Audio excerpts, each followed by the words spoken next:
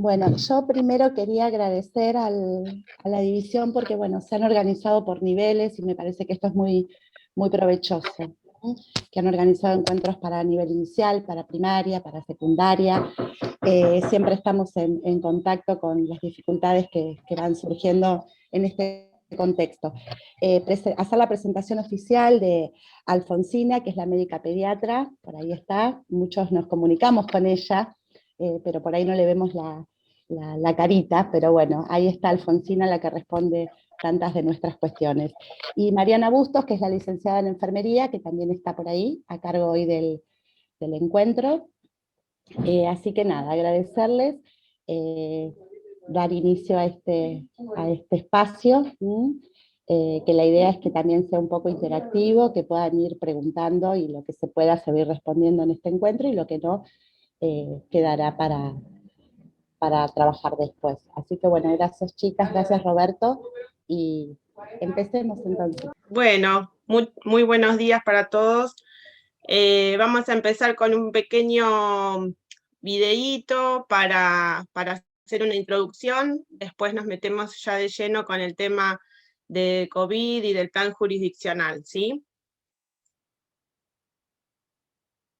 Bueno, en este año 2021 afrontamos la difícil tarea de volver a la presencialidad en las escuelas en el medio de esta pandemia de COVID-19, ¿sí? Desde nuestra División de Salud Escolar nos propusimos hacer un trabajo articulado entre salud y educación, ¿sí? Con los recursos que teníamos, que a veces sabemos que no son los óptimos. También nos propusimos orientar y asesorar en cuanto a la implementación del plan jurisdiccional, ¿sí? Porque sabíamos que era todo un desafío para las escuelas volver a la presencialidad con este marco, ¿no? Y también crear espacios de diálogo y orientación en las distintas situaciones que fueron surgiendo, implementando diferentes canales de diálogo, ¿sí? Robert, creo que se trabó el videíto. No. Bueno, como decíamos, era un espacio de consulta y recepción de situaciones, habilitando diferentes canales de comunicación. ¿Sí? Trabajamos en forma conjunta con el área de epidemiología y zona sanitaria octavo para la resolución de situaciones particulares, en la actualización de normativas y viendo todas las nuevas disposiciones. Y junto al programa Acercar, desarrollando diferentes herramientas de comunicación y educación para la salud, ¿sí? Bueno, todo esto que vamos a hablar siempre está enmarcado en la situación epidemiológica general del país y de la ciudad en particular. El título que le pusimos a la presentación es Seguros en la presencialidad, y desde un inicio supimos que esto, más allá de un título, era un objetivo en común, algo que entre todos debíamos construir, hacer la escuela un espacio lo más seguro posible, ¿sí?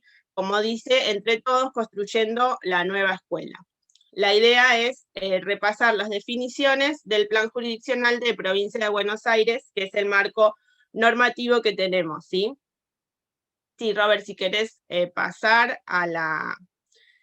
Bueno, la idea es hablar y pensar un poco sobre esta nueva escuela en tiempos de pandemia, hablar un poquito y refrescar algunos conocimientos que tenemos sobre la enfermedad del COVID, abordar los conceptos del plan jurisdiccional, que como ya a esta altura creo que todos la conocemos, que es la herramienta que debemos usar para guiar todas las acciones dentro de las instituciones educativas, y después también hablar un poco de la aplicación de la norma a la difícil realidad, porque todos sabemos, y también lo vimos en el primer trimestre, que a veces cuando empiezan a surgir las situaciones dentro de las instituciones, es imposible no tener dudas, ¿no? Entonces son importantes los espacios de asesoramiento y de diálogo entre salud y educación para ir tomando las mejores decisiones posibles, ¿sí? Y bueno, también como decíamos, esperamos que sea un espacio de intercambio y que podamos dialogar y sacar si quedan dudas, y bueno, algunas interrogantes que hay ahora en esta nueva apertura de la presencialidad, esperamos que sirva también para evacuar todas esas consultas. Sí, la próxima. Bueno, acá pusimos un poquito a esta imagen que representa un poco quizás cómo nos sentimos, también para contextualizar de que esta situación no nos afecta únicamente a nosotros, sino que, como sabemos, es una pandemia que afectó a todos los países del mundo. Algunos, por suerte ahora, a través de las estrategias de vacunación, parecería que ya se estaría superando, pero bueno, sabemos que no es una situación ideal ni normal, y que el tema de la presencialidad escolar también es un tema que estuvo y que está en tensión en todos los países, y nos parece muy importante ir analizando, ir viendo qué pasa acá, o sea, ir como analizando la situación particular de la ciudad y de las instituciones de las que somos parte, para, como decíamos, ir elaborando las mejores estrategias posibles. Bueno, para hablar un poquito de los números, sabemos que tuvimos una segunda ola bastante importante. Por suerte ahora han bajado un poco los casos, pero bueno, Argentina tiene más de 4 millones de contagios desde que empezó la pandemia, y bueno, nos parece que todavía no es un tema superado, digamos, por eso nos parece importante seguir dialogando y seguir comprendiendo un poco cómo se comporta esta enfermedad para hacerle frente de la mejor manera. Un poquito para hablar sobre el COVID-19 en particular, que es a lo que nos enfrentamos y que muchas veces, como ahí marca la cabeza, digamos, de este muñequito, con tantas interrogantes y tantas cosas nuevas. Por suerte, en este tiempo, algunas cosas ya las fuimos conociendo y es importante tenerlas claras para poder afrontarlo de la mejor manera. Una de las cosas que sabemos es cómo se contagia, ¿sí? A lo largo de este tiempo se vio que la mayor forma de contagio es de persona a persona, ¿sí? A través de las gotitas o los aerosoles que generamos al hablar, al toser o al respirar, podemos contagiar a personas que están en proximidad.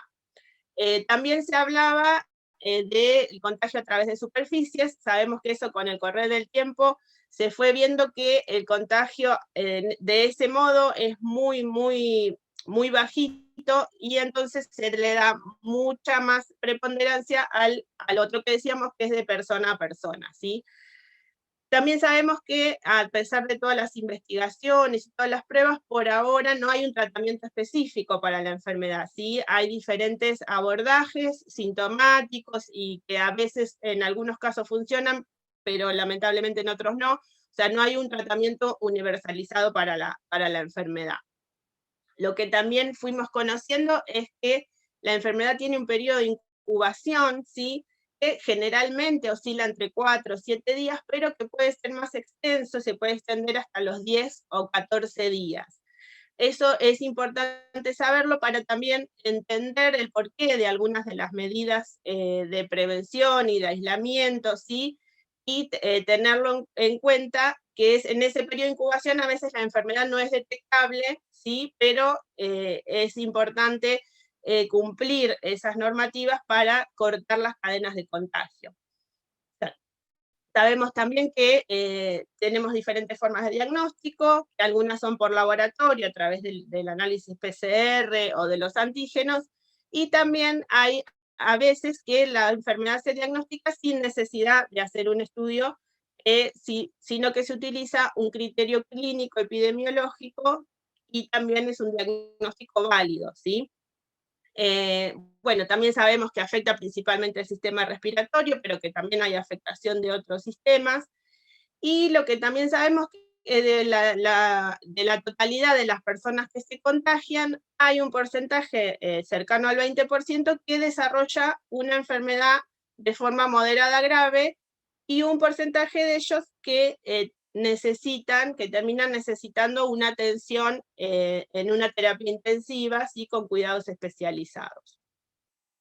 ¿Querés pasar a la otra, Robert? Así hablamos un poquito de esto que hablábamos del curso evolutivo de la enfermedad, que es importante entenderlo para comprender y tratar de hacer cumplir las indicaciones, ¿sí? Como hablábamos, desde que un organismo toma contacto con el virus, digamos, puede tener un periodo de incubación que lo más normal, lo más habitual es que sea entre 3-4 días hasta que desarrolla síntomas, pero en muchas ocasiones ese periodo se extiende. Y lo importante de esto es saber que desde que empezamos con los síntomas, en las 48 horas previas ya empieza el periodo de mayor contagiosidad, ¿sí? Por eso siempre que hay un caso buscamos los contactos que tuvo en esas 48 horas previas en que la persona se sentía bien y estaba desarrollando sus actividades, ¿sí? Entonces, empezamos con estos síntomas leves que ya todos lo conocemos, como pueden ser la fiebre, la tos, el dolor de cabeza, en algunos casos la pérdida de gusto y olfato, el dolor muscular, bueno, los síntomas que son compatibles con la enfermedad, y más o menos una gran mayoría en el día 10 evoluciona favorablemente y se recupera. Pero como decíamos, hay un porcentaje, que más o menos entre el 15-20%, que desarrolla la principal complicación, que es la neumonía, ¿sí? En los cuales una parte también, después de un tratamiento y después de un periodo, más o menos en general, después del día 14-15, también logra superarlo, pero no hay una parte que no lo logra superar y son los que después van a necesitar una atención especializada en una sala de cuidados intensivos con aporte de oxígeno.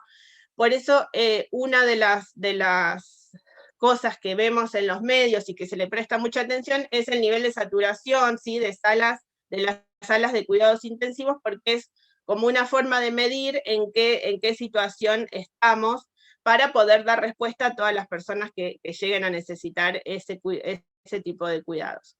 Y bueno, lamentablemente de los que llegan a terapia intensiva, una parte logra superarlo, pero hay una parte bastante alta, que estaba llegando casi al 60% de fallecimiento, ¿sí? Sí, la otra, Robert. Bueno, también lo que pudimos ir aprendiendo en este tiempo son las áreas de prevención, ¿sí? Que por suerte no se han modificado, o sea, se han ido especializando, digamos, las diferentes áreas, pero en general los cuidados que se conocieron desde el primer momento son los que se sostienen, ¿sí? La primera área es el tema de la limitación de los contactos, ¿sí? Lamentablemente sabemos que mientras más contactos, mientras más interacciones personales tengamos, más aumenta el riesgo de contagio. Entonces el tema de la distancia interpersonal, no concurrir a lugares con aglomeración de personas, sigue siendo un área preventiva importante, ¿sí? La segunda área son las medidas de prevención personal, que bueno, ya todos la tenemos súper incorporadas, como es el uso de barbijo, de máscara, el lavado de manos y el uso de alcohol en gel, lo de tener especial cuidado cuando uno tose o estornuda y hacerlo en el pliegue del codo. Y también, por suerte, ahora estamos contando con la vacunación, ¿sí? Que aparte de ser una medida de prevención personal, también es una medida de prevención a nivel comunitario. Después la tercera área es la limpieza y la ventilación, que como decíamos, el tema de la ventilación ha tomado especial importancia porque se fue conociendo que el tema de las gotas y de los aerosoles que generamos es el principal modo de contagio, y que en los lugares cerrados, si no hay una adecuada ventilación, esos aerosoles se van condensando y tienen capacidad infectiva a las otras personas que comparten el mismo espacio, ¿sí? O sea que esta área, si bien lo de la limpieza se sigue sosteniendo, como que perdió un poco de preponderancia y se le da especial atención a la adecuada ventilación de los ambientes compartidos, ¿sí? Y la otra área, gran área que nos vino también un poco a replantear la forma de relacionarnos y que a veces es muy compleja de manejar, es la gestión de casos, ¿sí? Es esto de detectar a las personas enfermas o con con posibilidad de enfermar y tratar de separarlas del resto para cortar esa cadena de contagio, ¿sí? Estas áreas de prevención se toman tanto a nivel familiar y comunitario como también a nivel institucional. La otra, Robert. Bueno, sabemos que para un poco ordenar y puntualizar cómo debemos accionar en las instituciones educativas, se elaboró este plan jurisdiccional de Provincia de Buenos Aires para un regreso seguro a las clases presenciales, y en el anexo 4 está el protocolo ante la aparición de síntomas en el espacio escolar. Es un poco lo que vamos a ir abordando, porque sabemos que eran muchos conceptos, al principio costó un poco, pero ahora creo que ahora para este regreso estamos como un poco mejor preparados. La próxima. Algo importante también es que en el mismo plan jurisdiccional, bueno, la anterior, Robert, establece que el desarrollo de las clases presenciales va a estar supeditado a la evolución de la coyuntura, de la circulación y la propagación de la pandemia en el país, y particularmente en la provincia y en la ciudad de Mar del Plata, ¿sí? Y también es importante marcar que el plan jurisdiccional atraviesa todos los niveles y todas las modalidades de enseñanza de Provincia de Buenos Aires. Bueno, ahora va a seguir un poquito Alfonsina, ya un poco abordando los conceptos del plan y cómo nos manejamos en los diferentes casos. Como decía Mariana, sobre los 4 aspectos que tenemos fundamentados para trabajar sobre la prevención, tanto en la comunidad como en el ámbito escolar, son la limitación de contactos, el distanciamiento que hasta está planteado, que está muy definido en el plan jurisdiccional, las medidas de prevención personal, y acá me quiero detener una cosita con los barbijos, porque es cierto que ya lo venimos manejando hace tiempo, pero hay algunas cuestiones que por ahí no están bien definidas. Por ejemplo, tipo de barbijo. No sirven, no están recomendados los barbijos que no sean porosos, digamos. Esos de plástico duro, o de cuero, o de neopren, no son barbijos que sean recomendables. La función, ¿cuál es del barbijo? Tapar, filtrar las gotitas, ¿sí? O los aerosoles.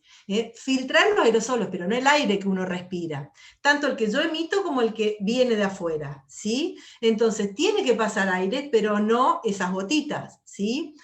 Tiene que permitir la oxigenación de la persona, porque lo ideal es que uno no se lo saque, no se ponga la nariz afuera para tomar un poquito, una bocanada de aire, sino que esté en todo momento cubriendo nariz, boca y mentón. Vieron que estuvieron muy en boga esos barbijos que eran todo de plástico y que dejan acá, y todavía se usa, que son más como un tapaboca y un barbijo, y dejan todo abierto acá. Esos no son los ideales, ¿sí?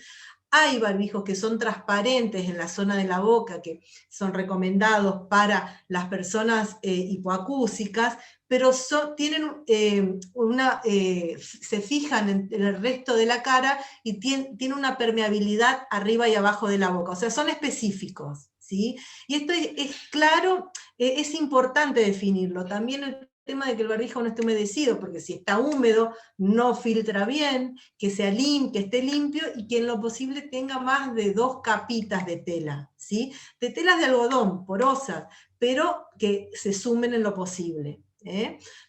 Muy bien. Después, otro tema de la limpieza y ventilación, recalcar de que hay como una actualización sobre la modalidad de la ventilación. En el plan jurisdiccional proponía hacer al principio, en febrero, marzo, cuando empezamos, proponía hacer ventilación, una acción de ventilación intermitente. 5 minutos, después 90, no sé si lo han leído y se acuerdan. Ahora la modalidad que se preconiza, que se ha visto que es más efectiva, es la ventilación cruzada y constante, al menos de 5 centímetros de apertura de las ventanas y las puertas. Sabemos que es muy difícil llevarlo a cabo en esta época de invierno, ¿sí? Esto se está divirtiendo, se está trabajando sobre el tema, y hay una nueva actualización, después se la mostramos, creo seguramente le ha llegado, sobre cómo manejar esta situación, ¿sí? Y por otro lado, lo que nos vamos a detener también bastante es el tema de gestión de casos. ¿Cómo separar, como decía Mariana, ¿no? Las personas que están enfermas con síntomas, y muy probablemente los síntomas sean por COVID, de las personas, y separar también las personas que probablemente desarrollen la enfermedad, aunque por ahora estén sanas, de los que no tienen mínimo riesgo de desarrollar la enfermedad. Separar los sanos de los enfermos o los presuntamente que se pueden enfermar. ¿Sí? Seguimos con la próxima. Entonces, para poder definir, para poder, digamos, separar, no diagnosticar, pero sí seleccionar estas personas que probablemente estén enfermas de las sanas, el plan jurisdiccional nos ofrece la herramienta de conceptos, ¿sí?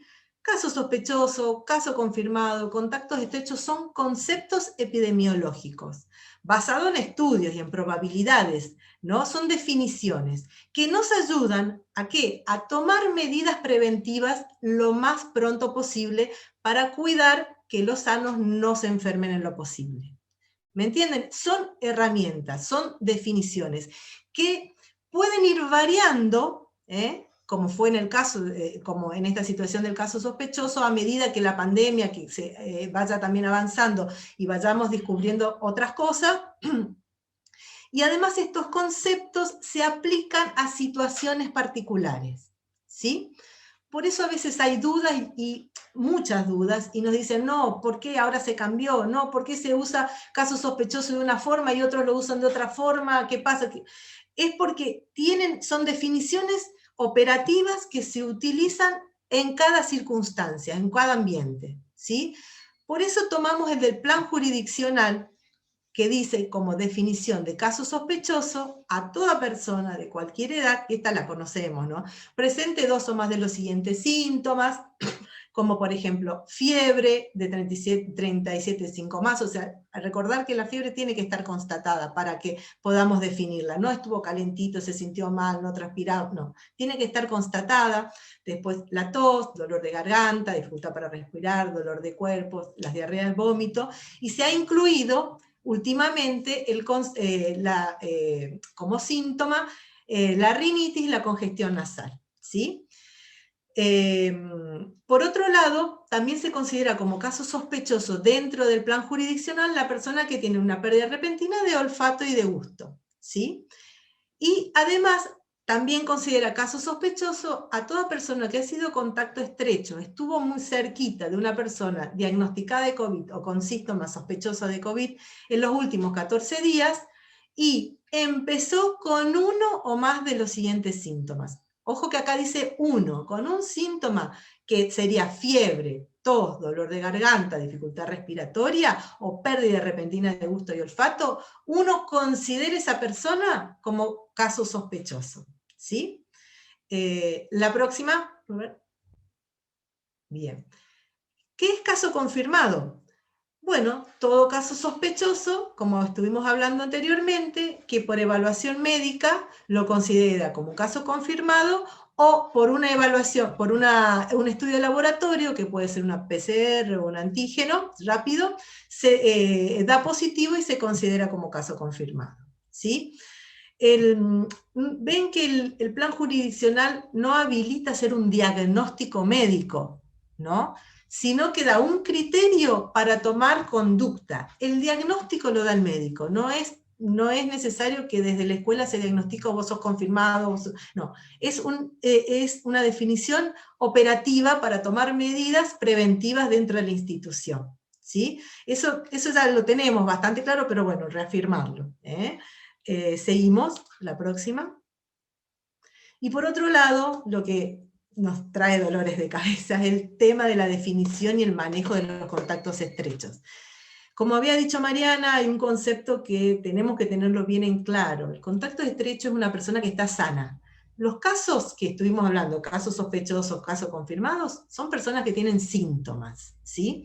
En cambio, el contacto estrecho es una persona que está sana. Tuvo la mala suerte o la situación de estar cerca, menos de 2 metros de distancia, por más de 15 minutos, sin el uso, esto dentro del plan jurisdiccional lo contempla así, sin el uso adecuado de la protección respiratoria, que es el uso adecuado del barbijo, con una persona que es considerada caso confirmado, caso sospechosa, dentro de las últimas 48 horas del comienzo de los síntomas, ¿sí?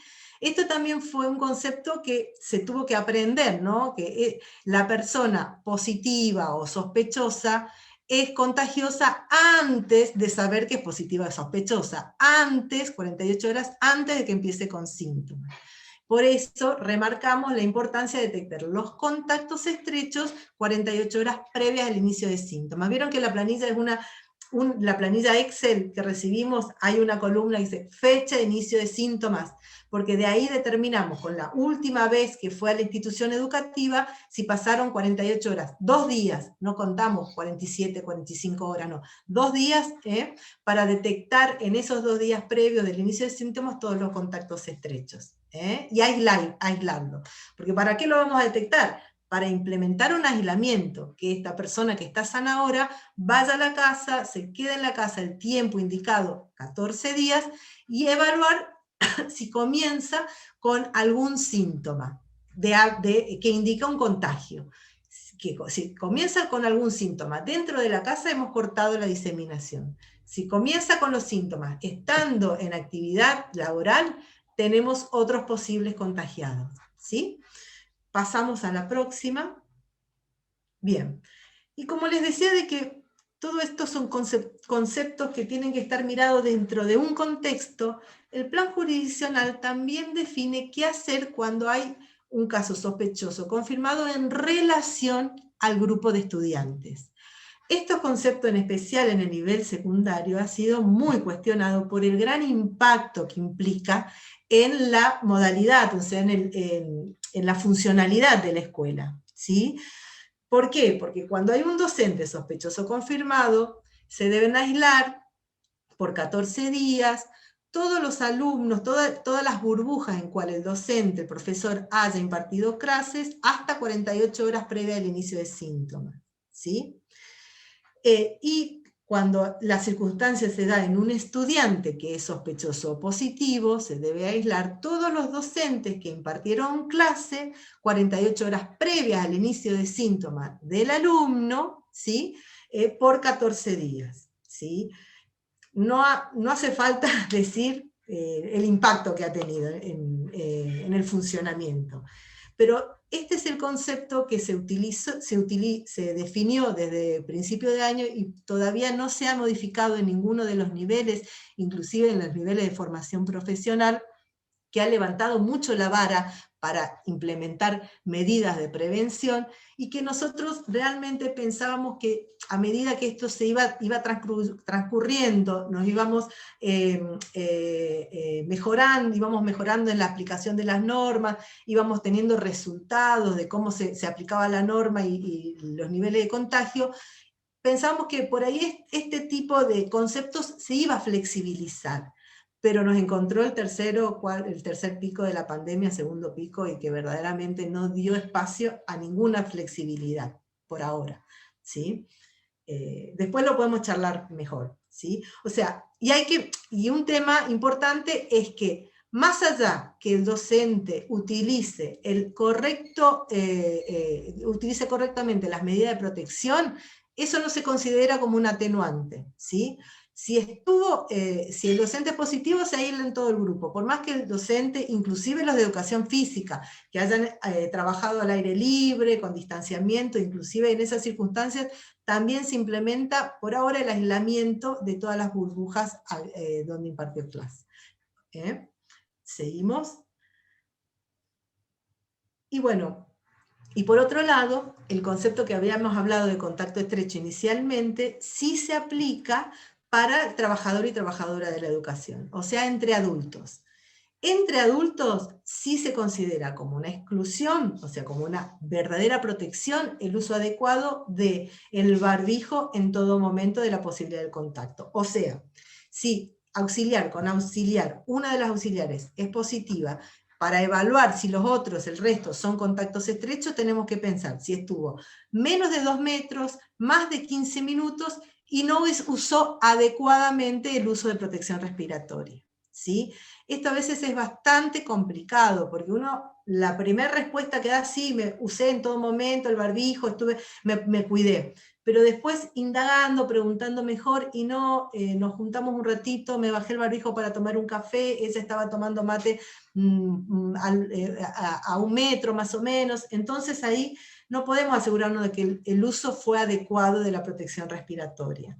Son situaciones y situaciones que hay que evaluar en forma puntual muchas veces, ¿sí? Y no resulta muy fácil, ¿eh? Y la recomendación, ante la duda, tomar medidas preventivas de cuidado, ¿eh? Bien, la próxima. Y bueno, esto también ya es conocido, ante casos sospechosos no tenemos que esperar el diagnóstico médico a ver si se confirma o no, para tomar las medidas de prevención y de cuidado dentro de la institución. Caso sospechoso, se aísla la burbuja, se aísla el que se tenga que aislar, el contacto estrecho, porque lamentablemente nuestro sistema sanitario puede todavía demorar el resultado de los test o la definición diagnóstica, pueden tardar días incluso, entonces no podemos esperar 3, 4 días hasta saber si el que empezó con fiebre era un caso positivo o no, y recién al 4.º día tomar las medidas, ¿no? Entonces, caso sospechoso se actúa como si fuera un caso confirmado hasta que se descarte o se confirme, ¿sí? Y otra duda, también que era bastante común, ¿cuándo empieza el aislamiento de los contactos? ¿Sí? Docente positivo, aislamos burbuja. ¿Cuánto tiempo? ¿Desde cuándo? Bueno, el tiempo, el plan jurisdiccional en esta circunstancia de aislamiento de burbuja no ha cambiado, sigue siendo 14 días. ¿Sí? Después eso lo vamos a hablar un poquito con mayor profundidad. ¿Cuándo empiezan esos 14 días de aislamiento? La definición del aislamiento del contacto estrecho habla que el aislamiento comienza desde el momento en que se separa el caso confirmado de los contactos estrechos. El último día que estuvieron juntos, ¿sí? A partir de ese último día, se empiezan a acotar los 14. Si el 3, si por ejemplo hoy tuvieron el contacto estrecho, el docente con los alumnos, a partir de mañana, la burbuja empieza su primer día de los 14 de aislamiento. ¿Me entienden? El docente, por ser caso positivo, si tiene una buena evolución, 10 días de aislamiento. Pero el contacto estrecho, por ahora, en el plan jurisdiccional, se mantiene en los 14 días, porque en esos 14 días puede aparecer los síntomas y la persona 2 días antes ya contagiada. ¿Sí? Muy bien, seguimos. Y este cuadrito, que tiene muchos conceptos por ahí, pero a mí me parece muy práctico, ¿sí? Define cuándo no ingresar al establecimiento educativo algún trabajador o algún estudiante. Cuándo no podría entrar según los conceptos referidos al COVID, ¿no? De cuidados de COVID.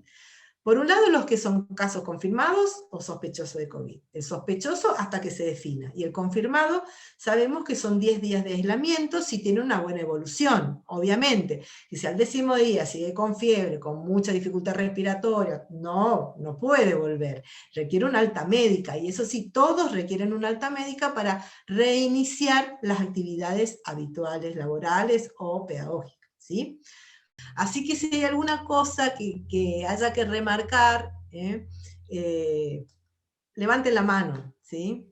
Bueno, sí, te voy a preguntar, lo del tema de los docentes, caso confirmado, ¿por qué son 10 días? Porque ya se supone que tuvo sus días previos de contagio, ¿por qué no son 14? Eso digo. Bien, el caso confirmado, ¿sí? El que tiene COVID, son 10 días, ¿sí? Porque ya se ha evaluado, que se ha visto que la enfermedad de COVID no complicada deja de contagiar en ese periodo de tiempo. Nosotros no estamos hablando puntualmente de la evolución individual del cuadro de COVID clínico de ese docente.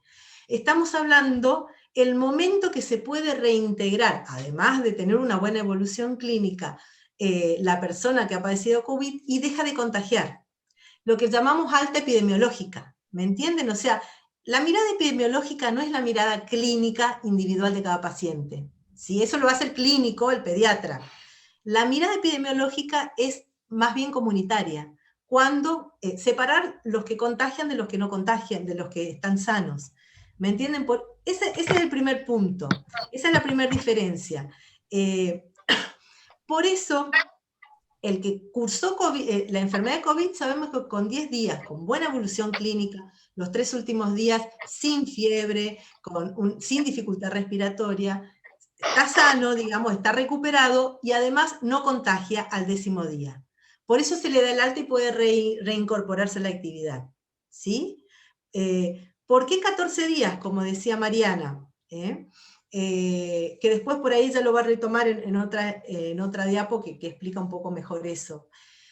Vieron que al principio eran 14 días todos, y hace poquito, hace más o menos un mes, se modificó el concepto a nivel comunitario, ¿sí? O sea, no del plan jurisdiccional, sino los protocolos que se usan a nivel comunitario.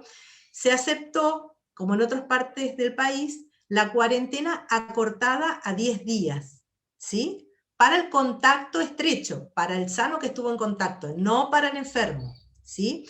Para el contacto estrecho ahora se aceptó la cuarentena de 10 días, ¿sí? O sea, no esperar 14, sino con 10 días reintegrarse a la actividad, pero los últimos 4 días, que es el tiempo total en donde yo me puedo empezar a desarrollar la enfermedad, esos últimos 4 días uno tiene que evitar el contacto con personas de riesgo, tiene que evitar lugares de aglomeración de gente, tiene que mantener al extremo las medidas de distanciamiento y de protección, porque existiría la posibilidad entre el 1 y el 10% de desarrollar la enfermedad en esos últimos 4 días.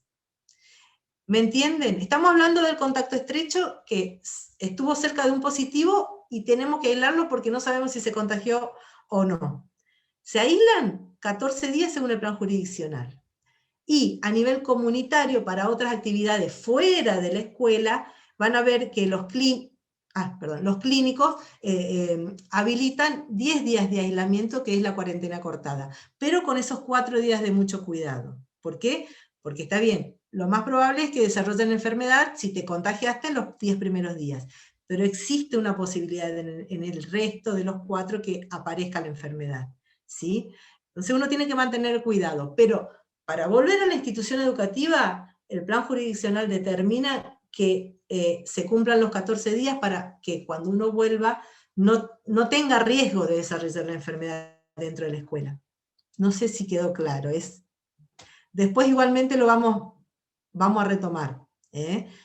Pero la diferencia de 10 días es el caso positivo y 14 días es el contacto estrecho. ¿Sí? Bien. Sigamos con el cuadrito. Después, ¿quiénes tampoco pueden entrar a la escuela con respecto al COVID? Cualquier persona que tenga algún síntoma compatible. No importa que no llegue al concepto de caso sospechoso, pero tuvo un pico de fiebre, y bueno, que vuelva a la casa, haga reposo, se evalúe, si es necesario consulta al médico, al pediatra, ¿sí? Y veamos qué pasa. Por ahí es el comienzo del cuadro sintomático. Por ahí fue un pico aislado y no fue más nada, ¿sí? Pero si hay un síntoma, no concurrir al establecimiento y quedarse en casa y evaluar cómo prosigue la situación, ¿sí? Y por otro lado, tampoco pueden entrar al establecimiento educativo aquellas personas que hayan venido de alguna zona de aislamiento social preventivo obligatorio. Por ahora en la Argentina no hay zona ASPO, pero sí los que vienen del exterior, de cualquier país exterior, tienen que cumplir las medidas implementadas, ¿no? Que son realizar el hisopado antes de ingresar, al ingresar, 10 días de aislamiento, y previo a finalizar el aislamiento, un hisopado que también debe ser negativo, ¿sí? Así que esas serían las 4 circunstancias en donde uno tiene que pensar no ingresar al establecimiento educativo. La próxima. Bien, volvemos con el tema de contacto estrecho, ¿sí? O sea, sano, que tenemos riesgo de desarrollo de la enfermedad. ¿Por qué tanta importancia? ¿Y por qué tanto insistimos con esto? ¿Sí? Porque por ahí este dibujito lo hace un poco más gráfico.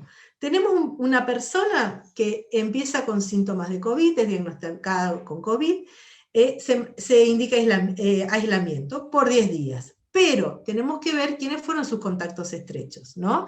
Detectamos estas 4 personas, o sea, tuvo 4 contactos estrechos a nivel laboral, pongámosle. Los 2 de los costaditos, ¿sí? Rojos los 2, fueron contactos y se contagiaron, ¿sí? Empezaron con síntomas. El primero de la izquierda se contagió, no realizó adecuadamente el aislamiento en el hogar indicado por 14 días y contagió a otras personas, las cuales a su vez tuvieron sus contactos estrechos y tuvieron que aislar, ¿sí? La otra persona del extremo derecho se contagió, estuvo en contacto, se contagió de la enfermedad, pero realizó adecuadamente el aislamiento en su hogar. Por lo tanto, no diseminó la enfermedad a otras personas y se cortó la propagación en él, ¿eh? Después, las otras personas del centro, el de la silueta negrita, tuvo el contacto, se aisló adecuadamente los 14 días y no desarrolló la enfermedad, no padeció la enfermedad. Tuvo suerte, pero bueno, se tuvo que tragar los 14 días de aislamiento adecuadamente en forma muy responsable. Y el otro, el de la silueta blanca, no lo detectamos como contacto.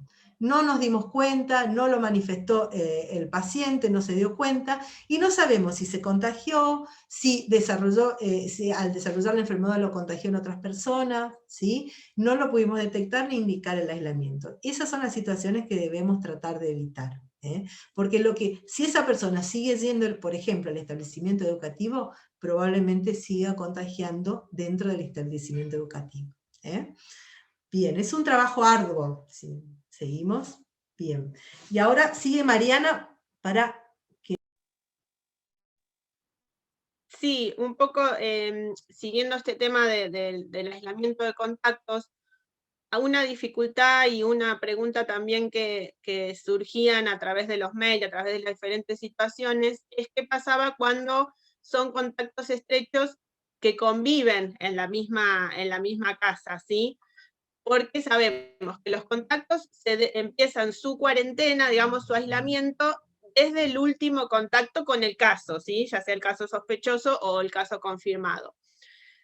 Cuando son convivientes y no se puede asegurar el aislamiento adecuado, sabemos que los casos se deben aislar del resto de la familia, ¿sí? Pero ese aislamiento no es tan fácil de llevarlo a cabo, ¿sí? Porque se necesita mínimamente una habitación individual y que la persona esté todo el día en esa habitación, que manejen adecuadamente la vajilla, los utensilios que utilizan, que hagan la desinfección, por ejemplo, si usan el mismo baño, después de usarlo, que lo desinfecten de forma adecuada. Bueno, hay muchas situaciones en que ese aislamiento no está asegurado. Entonces, en esos casos, se indican 10 días a partir del alta del caso, ¿sí? Por ejemplo, en una familia sabemos, no sé, que la mamá es positivo para COVID. Y tenemos que indagar si se hizo el aislamiento dentro del domicilio para cuando los contactos, por ejemplo, en este caso serían los hijos, pueden regresar a la escuela, ¿sí? Si el aislamiento no se realizó, hay que esperar que a la mamá le den el alta, y a partir de ahí se indican 10 días de aislamiento a los contactos para poder reintegrarse, ¿sí? Eso es un concepto importante que costó, al principio no estaba tan claro, y muchas veces también hay dificultades y se piensa en que si hay un positivo en la familia, son todos positivos y tienen que hacer todos los 10 días de aislamiento y ya pueden regresar. En realidad hay que insistir en que el diagnóstico de COVID no es un diagnóstico familiar, sino que es un diagnóstico personal y particular y que se evalúa cada caso en particular. Porque, por ejemplo, si la mamá es positiva de COVID, en esos 10 días de evolución de su enfermedad, en cualquiera de esos momentos puede llegar a contagiar, por ejemplo, a uno de sus hijos. Y cada uno de esos nuevos contactos también tienen su propio periodo de incubación hasta que desarrollan los síntomas, ¿sí? Entonces, no es adecuado que todo el grupo haga los 10 días y ya puedan regresar, sino que se tiene que ir evaluando cómo se va desarrollando la enfermedad, y el aislamiento de los contactos, o sea, de los convivientes que no desarrollaron síntomas, que no se contagiaron, empiezan después del alta del último caso del núcleo, ¿sí? Sabemos que esto es complicado y que a veces se hace un aislamiento bastante extenso cuando son familias por ahí numerosas que no tienen posibilidad de hacer el aislamiento adecuado, pero es la única forma de tener seguridad de cuando los contactos regresan a la institución, ya tenemos la seguridad de que no van a desarrollar la enfermedad, ¿sí? Robert, si querés pasar a la próxima, Filmina, que un poco, acá un poquito hablamos este tema de las medidas que serían necesarias para considerar un aislamiento domiciliario, ¿sí? Que sería estar en una habitación individual, con ventilación, con la puerta cerrada, ¿sí? Tratar adecuadamente los pañuelitos, los residuos de esa persona, desinfectar los espacios comunes, si para salir de la habitación usar adecuadamente las medidas de protección respiratoria.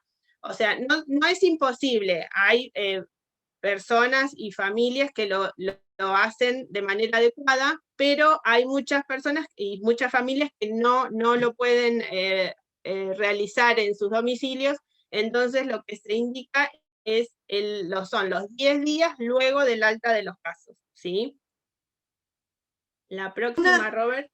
Una cosita de una de las preguntas que vi ahí en el chat me parece importante, recordar que contactos estrechos no se aíslan. Recuerden que el contacto es una persona que por ahora está sana, que no tiene síntomas. Entonces no podemos suponer que está contagiando, ¿sí? Él se tiene que aislar, pero no el contacto del contacto. Si esa persona que es contacto, estaba sana, empieza con síntomas, ya lo consideramos caso sospechoso, ahí sí hay que evaluar sus contactos estrechos a partir del momento que empieza con síntomas, ¿sí? Recordar que contacto estrecho no se aísla, ¿sí? Yo tengo, perdón, una pregunta. ¿Puedo en este momento o espero? Sí, es sobre el tema, si quieren vamos. Sí. Con respecto a la diapositiva anterior, cuando comentabas del grupo familiar, cómo deberíamos aislar, la anterior era, cómo debemos tomar los días para poder aislar al grupo familiar, voy a dar un ejemplo concreto y bien cortito, porque supongamos que es una madre con un hijo donde la madre es testeada y da positivo.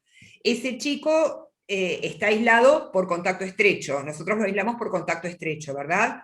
Si durante el transcurso de la enfermedad de la madre, a los 6, 7 días, supongamos que dio, después del test positivo de su mamá, él comienza con síntomas, desde ese momento nosotros tenemos que contar los 10 días para el aislamiento, más allá de los 14 que habíamos programado en un primer momento. ¿Es verdad esto? Perfecto. Exactamente. Gracias. Claro. Ahí el niño, el hijo, digamos que en su primer momento era contacto estrecho, cambia su denominación a caso sospechoso confirmado, entonces ya se trata él como un caso, y son 10 días a partir del inicio de síntomas, con el alta médica, porque como decíamos, una cosa es el alta epidemiológica, pero hay casos en que los síntomas se extienden en el tiempo y esa fecha de alta también se extiende. Entonces, los casos confirmados para reingresar, digamos, a la institución, lo ideal es que conste una alta médica, ¿sí? Perfecto, gracias. No, de nada. Una cosa muy importante también es esta definición del aislamiento del contacto estrecho, ¿sí? Que al principio, cuando había por ahí aislamiento de burbujas, como que se interpretaba como que la única acción que se suspendía era ir a la escuela. En realidad, cuando se aísla una burbuja es porque hubo un caso sospechoso o confirmado dentro de la misma, entonces el resto de los contactos están en un riesgo de también haberse contagiado. Entonces, el mensaje debe ser claro que es un aislamiento de contacto estrecho, no es solamente no ir a la escuela, sino que se debe no salir del domicilio, no recibir visitas, tener especial cuidado de no estar con personas que pertenezcan a los grupos de riesgo, ¿sí? O sea que es un aislamiento domiciliario. Como decía Alfonsina, los contactos no se deben aislar, no es que un chico que es parte de una burbuja aislada, se tiene que aislar toda la familia de ese chico, sino que es solamente el que fue contacto estrecho, ¿sí? Eso es muy importante, y es importante cómo sale también el mensaje desde la escuela cuando existen estas indicaciones de aislamiento de burbujas. También estén atentos a la aparición de síntomas, ¿sí? Y en el caso de aparecer un síntoma, deben hacer una consulta médica y también avisar a la escuela, porque recordemos que cuando uno fue contacto estrecho, con la aparición de un síntoma como fiebre, dolor de garganta, pérdida de olfato, pérdida de gusto, ya para el plan jurisdiccional se convierte en un caso sospechoso, ¿sí? Entonces debe, como decíamos, cambia la denominación de contacto estrecho, pasa a ser un caso sospechoso y luego quizás un caso confirmado. Sí, la próxima, Robert. Bueno, ahora sigue otro poquito Alfonsina hablando de esta aplicación de la norma en los diferentes contextos en las instituciones educativas. Bueno, esta partecita la fuimos armando con las consultas que nos llegaban, ¿sí?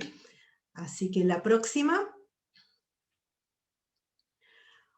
Una de las actualizaciones que tuvo el plan jurisdiccional, que por ahí costó difundirla realmente, es este concepto, ¿no? ¿Cuándo el aislamiento del contacto estrecho se puede disminuir? Son 14. ¿Cuándo lo podemos disminuir o está exento? Ni la vacunación del COVID, las 2 dosis, ni un hisopado negativo hecho en ese transcurso de los 14 días va a cortar el tiempo de aislamiento, ¿sí? La única situación que por ahora se considera es que la persona haya padecido la enfermedad de COVID 3 meses antes, 90 días previos, ¿sí? Confirmado por laboratorio, si el diagnóstico se haya realizado con un hisopado, ¿sí? No clínico epidemiológico. Entonces, se considera que después de haber padecido COVID con diagnóstico de laboratorio, durante los 3 meses, 90 días siguientes, la persona está protegida, entre comillas, para volver a contagiarse mínimamente en ese periodo, ¿sí? Se considera que puede ser más, pero seguro en esos 3 meses, ¿sí?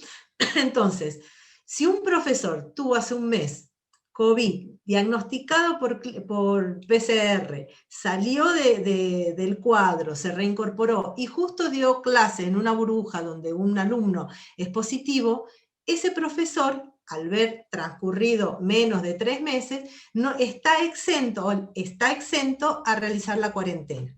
¿Me entienden? Si hubiesen pasado más de 3 meses, fue el año pasado, tiene que realizar la cuarentena como cualquier otro. O si no se hubiese hecho el hisopado y fue el diagnóstico clínico epidemiológico, también tiene que realizar la cuarentena, ¿sí? O sea, es la única situación en donde el contacto estrecho está exceptuado de realizar los 14 días de aislamiento, ¿sí? Bien. ¿Alguna duda con esa? Porque la verdad que fue difícil difundirla más que nada. No, bien, seguimos entonces. Vamos, bien. La próxima. Esa, bueno. Bueno, esta es la situación de educación física, que también sabemos que ha tenido algunas controversias y cuestionamientos porque cómo se realiza la actividad, pero desde el plan jurisdiccional por ahora no hay ninguna modificación. Considera la clase de educación física como cualquier otra clase, ¿sí? Entonces, si un profesor dio clase a 3 burbujas de distintos cursos, por más que haya utilizado la protección respiratoria adecuada, la protección adecuada, el distanciamiento, y es caso sospechoso, se aíslan dentro de las 48 horas que dio clases, no se aíslan las 3 burbujas. Y una consulta que por ahí no es tan común a nivel secundario, pero sí en el nivel inicial, por ejemplo, si tiene que aislarse también el profesor de las horas anteriores. Si hay un traspaso de curso, digamos, entró uno y salió el otro, no sería considerado un contacto estrecho. Pero si por diferentes circunstancias compartieron la clase en forma simultánea, el profe de educación física dio clase con la, no sé, con la profesora de plástica, en esa misma clase, esa docente de plástica, por más que hayan los dos utilizado las medidas adecuadas, está considerada como dentro de la burbuja y se debería aislar. ¿Me entienden? No es común que pase esto a nivel secundario, pero por ahí, bueno, se da alguna situación, lo comento. O sea, si comparten simultáneamente la clase, se integra la burbuja y sí se consideran contactos estrechos. La próxima. Bueno, el tema de los transportes, de los chicos que usan el transporte público o algunos que tengan las escuelas rurales que utilizan transporte escolar, ¿no? Se considera, en el caso de que el chofer, por ejemplo, sea diagnosticado COVID positivo o alguno de los pasajeros, si se mantienen todas las medidas de seguridad recomendadas, especialmente el uso del barbijo, en el caso que sean trayectos largos, mantener los mismos asientos, no andar cambiándose de asiento, mantener la ventilación adecuada. Esto lo hemos consultado a Zona Octava nosotros porque se dieron circunstancias de casos positivos dentro de los colectivos y nos refirieron que si se mantienen las medidas adecuadas de protección serían considerados contactos casuales. Bien, la próxima. Bueno, y esta es situación que es bastante que la hemos visto, ¿sí? En especial cuando se dan circunstancias de reuniones institucionales entre personal educativo, ¿sí? Pasa que lo hemos visto en la entrega de alimentos, que es lo que se ha sostenido en las escuelas provinciales, muchos de ustedes también trabajan en escuelas provinciales, ¿no? Donde se comparte durante bastante tiempo la preparación de las bolsas en un mismo espacio, a veces está ventilado, a veces no está ventilado, y a las 48 horas siguientes aparece una persona, caso positivo, que estuvo preparando las bolsas, ¿sí? ¿Cómo evaluamos quiénes son los contactos estrechos? Con la definición que habíamos planteado, menos que los que estuvieron menos de 2 metros, más de 15 minutos de tiempo, y los que usaron en forma incorrecta la protección respiratoria, se considera eso. Pero tener en cuenta, como habíamos hablado, si verdaderamente se utilizó esa protección respiratoria. A veces nos ha pasado en una de las escuelas que estuvieron como 5 horas preparando y entregando la mercadería, en un momento almorzaron, se distanciaron, pero no sabemos qué tan. Entonces, ante circunstancias muy dudosas, se consideran contactos estrechos y se recomiendan el aislamiento de esas personas que compartieron ese evento. Por lo tanto, considerar siempre, antes de planificar alguna reunión, de cómo realizarlo y no convertir a los participantes en contacto estrecho.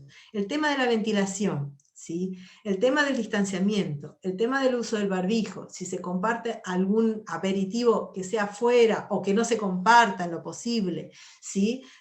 Los tiempos, bueno, menos de 15 minutos en general no dura ninguna reunión, pero sí priorizar lo que se pueda, priorizar lo que sea necesario presencial y después trabajar en forma virtual. Todavía estas medidas las tenemos que seguir implementando, por más que empecemos con la presencialidad. Y hemos visto muchas circunstancias de estas características en las escuelas, ¿sí? Bueno, pasamos la próxima. Bueno, y esto para recordarles el tema de ventilación, que está bastante linda, a mí me gustó, no es una actualización que está en ABC, en una parte seguimos estudiando, capaz que ya la conocen, donde provincia explica, da un instructivo de cómo usar los medidores de dióxido de carbono, pero al principio hay recomendaciones de cómo adecuar una correcta ventilación. Y el uso de los calefactores también, ¿no? Porque o sea, no está invalidado el uso del calefactor con la ventilación. Lo que pasa es que al ventilar disminuye la temperatura y se tiene que usar más la calefacción, ¿no? Así que bueno, eso hay que adecuarlo a cada institución y hacer lo que se pueda, pero hay recomendaciones que están actualizadas con respecto a esto, ¿sí? ¿Seguimos? Y este otro tema, que por ahí va a empezar a ser más común, no los queremos complicar, pero por lo menos mencionar esto. ¿Qué pasa si un alumno que hoy tuvo fiebre, diarrea y tos, se considera de la institución un caso sospechoso, ¿no? Entonces la familia concurre en general al materno infantil, está realizando los test rápidos, ¿sí? El hisopado con test rápido, y el test rápido le da negativo.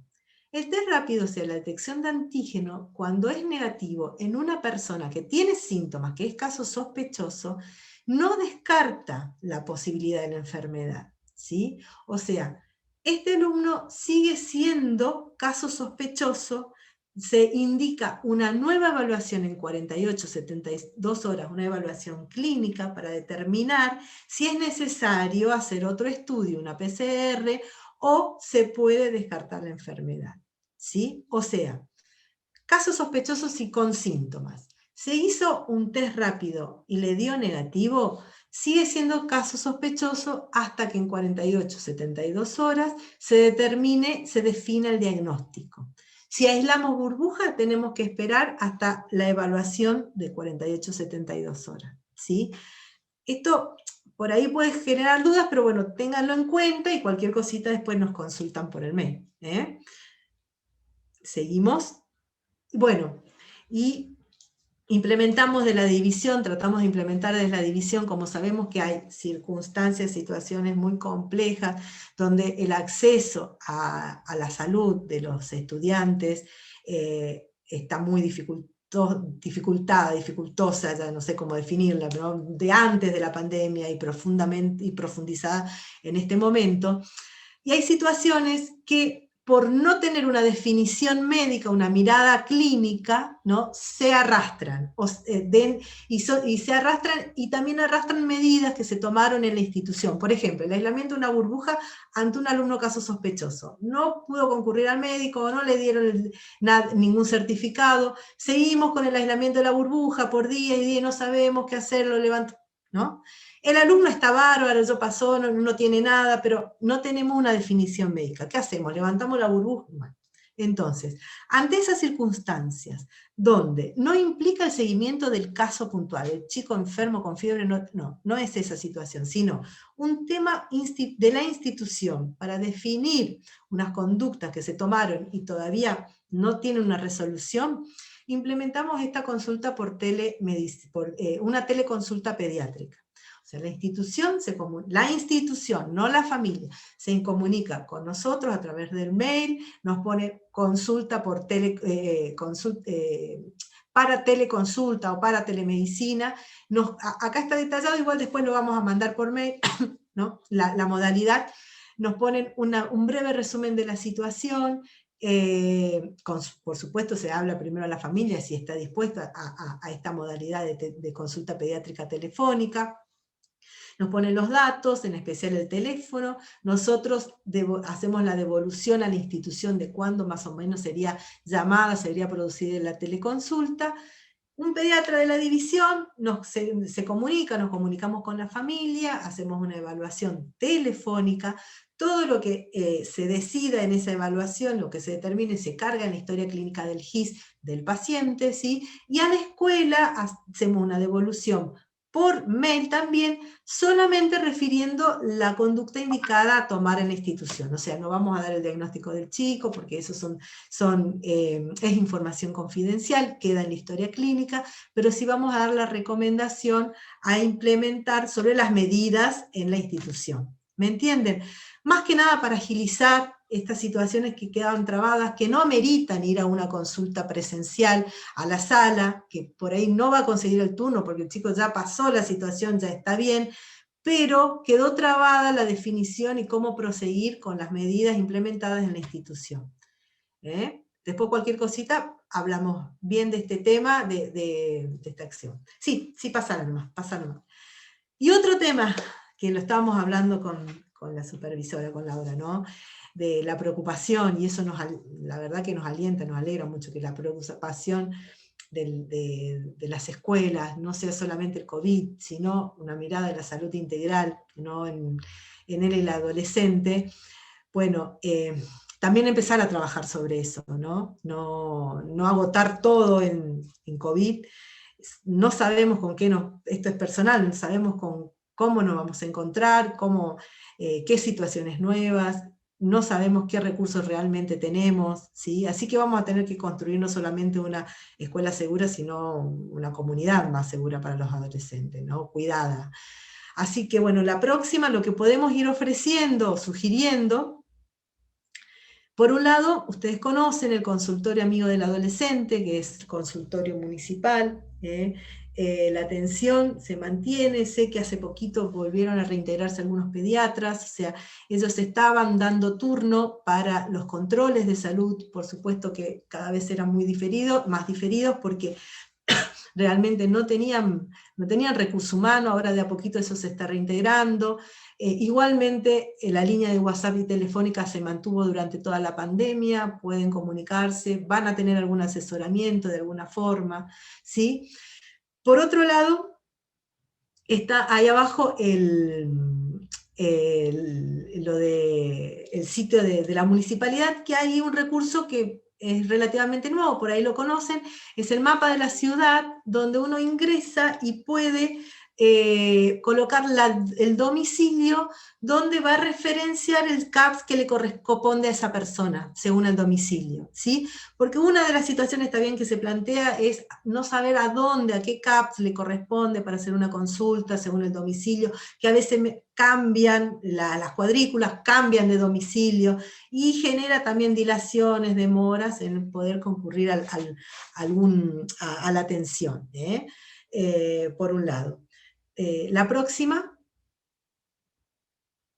eso, y bueno, por otro lado la vacunación del calendario oficial.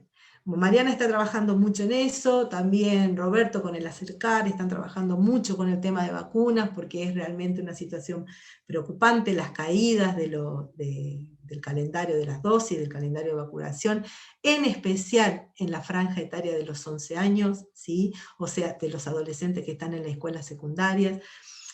Recordar que la vacunación se realiza en los centros de salud, por ahí es muy probable que tengan horarios y días, porque se tuvo que reacomodar la atención a la situación de pandemia, pero recordar, y de a poco, bueno, esto se va a tratar de seguir trabajando, porque es una situación crítica, el tema de las coberturas de vacunas, pero recordar a las familias y a los alumnos, a los chicos, que tienen que tener completo su carnet de vacunas. Si tienen dudas, llevar el carnet de vacunas al centro de salud preguntando los horarios, ¿sí? Por otro lado, el tema de la vacuna COVID, ¿sí? Estamos tratando de trabajar también en incentivar la inscripción para el turno de la vacuna COVID en todos aquellos que tengan 18 años para arriba, ¿sí? Y no se hayan inscrito, no se hayan vacunado, por supuesto, inclusive los que no están en la población de riesgo, o sea, 18 años hasta 59 años se deben inscribir para en algún momento recibir el turno, independientemente que tengan o no factores de riesgo, ¿sí? Esto va a ayudar a organizar un poco, ¿no? El plan de vacunación COVID. Por eso es importante tratar de captar a todas las personas que todavía no se hayan inscrito, difundirlos, que se inscriban por sus propios medios, también en algunos centros de salud están inscribiendo. Y la próxima, Robert. Y desde la división se propuso, en especial en algunas escuelas que están con más dificultad de conectividad, y en las familias que tienen dificultad de conectividad, agilizar o facilitar la inscripción a la aplicación, ¿sí? O sea, lo hicimos con una escuela, Laura es de primaria, bueno, lo hicimos con una escuela provincial, hicimos la prueba de que justo en el momento de la entrega de alimentos, pero manteniendo todas las medidas de seguridad, la familia que no se haya inscrito y tenga dificultades, pone su número de documento, su nombre y un teléfono de contacto, eso nos envían a la división, nosotros llamamos por teléfono y telefónicamente hacemos la inscripción en la aplicación. En general no tienen mail de referencia para recibir el turno, entonces ahí sí pedimos, vemos la posibilidad de si la escuela puede recibir ese turno a través del mail institucional y comunicárselo a la familia, ¿sí? Así que proponemos este trabajo conjunto, la escuela y la institución que lo pueda hacer, perfecto, bienvenido sea, ¿sí? La próxima. Estas son las planillitas que deberían completar en la escuela, las recibimos y después nosotros hacemos la devolución de quién pudimos inscribir y quién no.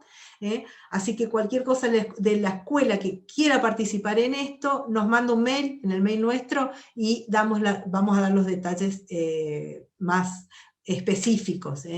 Así que sería bueno que todos los que se puedan sumar se sumen, porque sabemos que la vacuna es lo que verdaderamente la vacunación de toda la población nos va a dar la herramienta de superar esta situación. Bien, la próxima.